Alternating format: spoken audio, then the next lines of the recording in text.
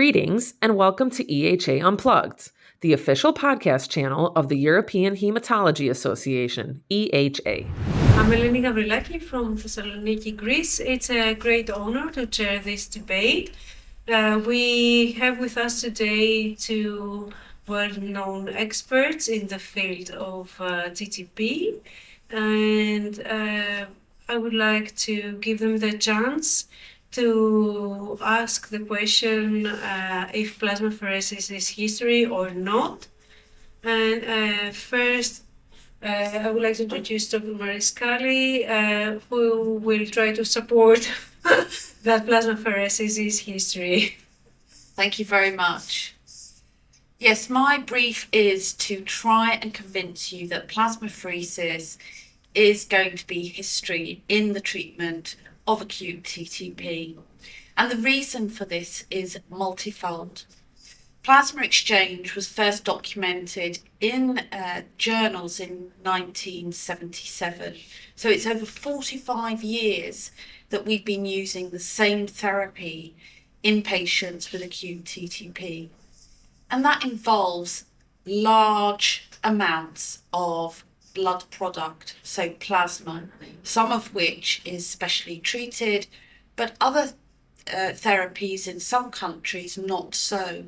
And with that brings the risk of pathogen transfer, it brings the risk of anaphylaxis, it requires specialist units, specialist staff to undertake this type of therapy.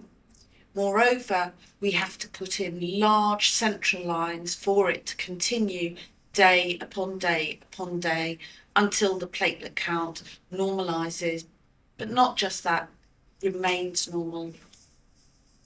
In 2019, there were two important papers published. The first was the Hercules study, and that had been the result of almost 10 years of investigation of this use of this special treatment, which binds to the position of a Willebrand factor that platelets normally bind to. Now, why is that important? Firstly, the platelet count normalised much quicker. Secondly, it prevented ongoing small blood clots that we would normally see associated with end organ damage. But thirdly, it made us realise actually in the past patients continued to die despite the use of plasma exchange. And the impact of plasma exchange with immunosuppression hadn't really changed since the mid-1980s. Now, with the use of caplacizumab on the clinical diagnosis of acute TTP or with confirmation of severe ADAMTS13 deficiency, if this can be turned around quickly, we are not seeing the acute deaths. We are not seeing exacerbations and refractory disease. 1 year ago, in 2023, I was very privileged to be able to present in an oral communication the results of using recombinant ADAMTS13 in conjunction with plasma exchange in acute TTP. This was in 3 cohorts. So one cohort just had plasma exchange and placebo, and the other 2 cohorts had recombinant ADAMTS13. And what we saw from this data, albeit not in large patient numbers, in placebo we see the increment in ADAMTS13 and then drop down the following day, often to less than 5%. But the increment was not comparable to the use of recombinant ADAMTS13. Now, clearly, more trials need to be undertaken and need to be completed, and it needs to go through regulatory approval. However, I am confident that we will get into a space where we do not need to use 3 litres of a blood product over many hours, where we will achieve a lesser benefit compared to using 10 mils of recombinant ADAMTS13, which will produce not only comparable results, but likely better results. So in summary, I think our future is using a non-plasma exchange approach. incorporating recombinant ADAMTS13, caplacizumab, and immunosuppression, primarily with steroids and anti-CD20 therapy. Thank you for your attention. Thank you so much, Dr. Scully, for this comprehensive review of the current landscape of TTP. I'm also good to hear the other side of the coin by Dr. Coppo, who is going to persuade us that plasmapheresis is not history yet. Yes, thank you. So indeed, I'm convinced that in the forthcoming years, plasma exchange will become history. But for now, I'm also convinced that we cannot offer this PEX-free strategy to all patients with aTTP, regardless of clinical presentation and severity, simply because we do not have so many data in the use of this strategy in aTTP patients. So far, we have one single study that reports such experience besides clinical case reports. This study is online on blood since 2 weeks ago only, and it reports only 42 patients treated with a PEX-free strategy. This is a nice work that stems from very serious and experienced teams, but nevertheless, the number of patients reported is quite small, 42, and these patients may not completely represent the whole spectrum of aTTP severity. So we must be wise towards the message this work. So 40% of these patients were patients with a relapse of the TTP. So this means that those patients had a known past history of TTP. So they had an anticipable severe aTTP deficiency, and these patients are typically tightly have a tight follow-up. So I would say that the diagnosis was likely made more rapidly and more easy. So all this to say that we still have a few experience in the management of patients, especially the more severe cases with a PEX-free strategy. This is the first point. The second point is that we definitely need some prerequisites before treating all patients with a PEX-free strategy. Because first, you need to get experience in the diagnosis of patients with TTP. So this means that you have to be familiar with the clinical scores, with the assessment of the severity of a patient with TTP. And you need to have a lab that provides you ADAMTS13 activity in a rapid turnaround time so that you make the diagnosis of TTP versus the diagnosis of other TMAs rapidly. And this is not so easy for every team in the world. You need to have caplacizumab available within minutes to treat the patients rapidly as soon as the diagnosis is made or as soon as the patient is admitted. Because if you don't have capla or either recombinant ADAMTS13, there's no debate. And you also have to have a perfect coordination between all the protagonists involved in the management of these patients, including the pharma. And lastly, and this is more a perspective, I deeply believe that plasmapheresis by itself, so I mean the removal of plasma from the patients, is almost history now. Because clearly it has never been demonstrated that the removal of plasma in these patients allows improving the condition. Some claim that plasma removal allows to remove antibodies against ADAMTS13, VWF multimers, some cytokines, some humors from the patients, but this has never been clearly demonstrated. And plasma exchange works in aTTP because it allows to make space these patients to provide plasma and thereby exogenous ADAMTS13. So now, at the time we have the recombinant form of atorvastatin, it's likely that in these patients, especially in the most ill patients, if you want to supply atorvastatin in these patients, you will just have to provide them recombinant atorvastatin. So I'm convinced that plasmapheresis will disappear in the landscape of aTTP treatment.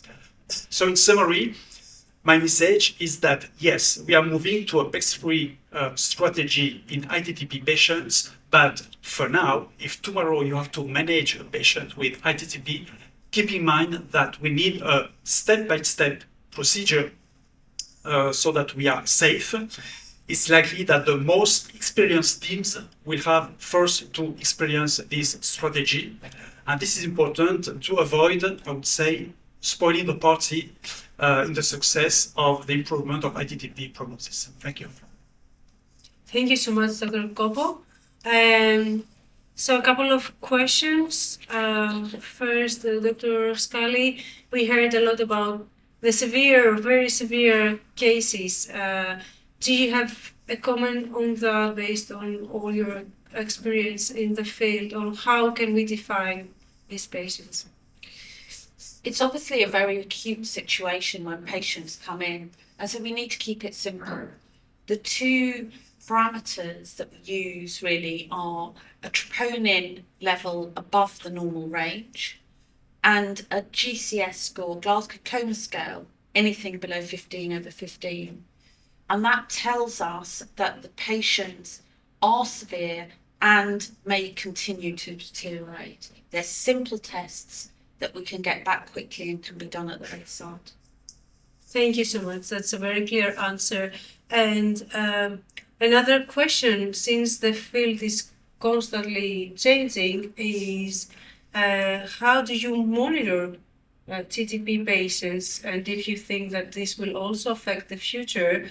And a second part of it would be, do you think that they need to be treated and monitored in specialized centers, at least for this new stepwise approach? Yes, this is the point, because the management of aTTP patients is hyper specialized, especially if we consider to manage these patients without PEX.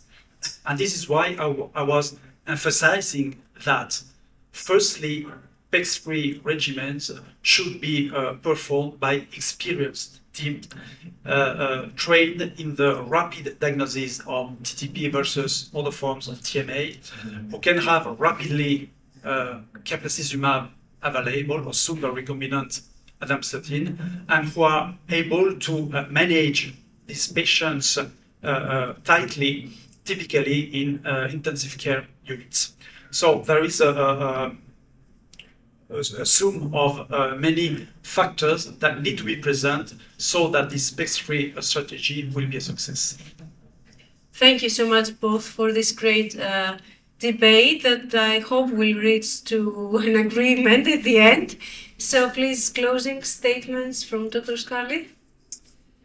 I think we are on the same page, even though we are opposite sides in the debate. We can't not use plasma exchange at the moment, but will it be history? I very much hope so. We have to move away from blood products treating this acute condition and use non-blood related therapies that act quicker.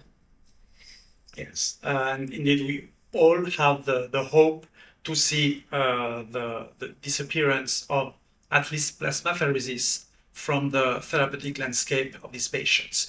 We just have to keep in mind that with the current treatment for these patients, plasma exchange, immunosuppression, and caplacizumab, we can reach up to 99% of survival.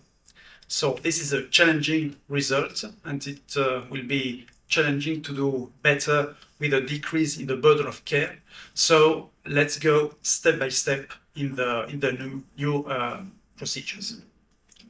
So we have reached an agreement, I think, that plasmapheresis will be history eventually, and TTP, and maybe we have the advantage to focus on long-term follow-up of these patients. So I won. Yeah. A second question would then be, what is your opinion on the cost of current treatment in TTP? Dr. Scully? It's a very important question.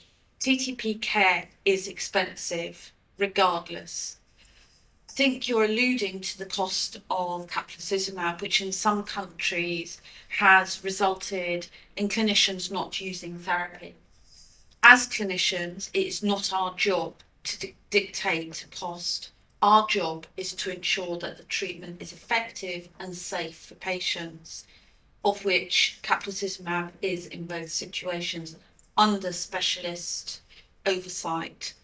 So do we use it? In the UK, we use it up front on confirmation of an ANAP13 deficiency, but that's because we have a network nationally that authorises that behaviour. We shouldn't be using it in the refractory scenario. You've missed the boat, and we don't know how patients deteriorate, but we should not be commenting on how much or little a therapy costs. Yes, the other point is that we have some room to decrease the global cost of TTP management. First, we are now very efficient in the prevention of relapses, and this will modify the studies about cost effectiveness of the management of these patients. Second point is that works are ongoing to better optimize the immunosuppression in these patients to shorten, as far as we can, the duration of treatment with caplacizumab. So we are talking about tax-free regimens. So this means for the patient a substantial decrease in the burden of care, and this has to be put forward. Absolutely. So thank you, Dr. Gavriilaki, Professor Scully, and Professor Coppo for this fascinating debate and for sharing your expertise with us. And thank you to all of you for tuning in and listening.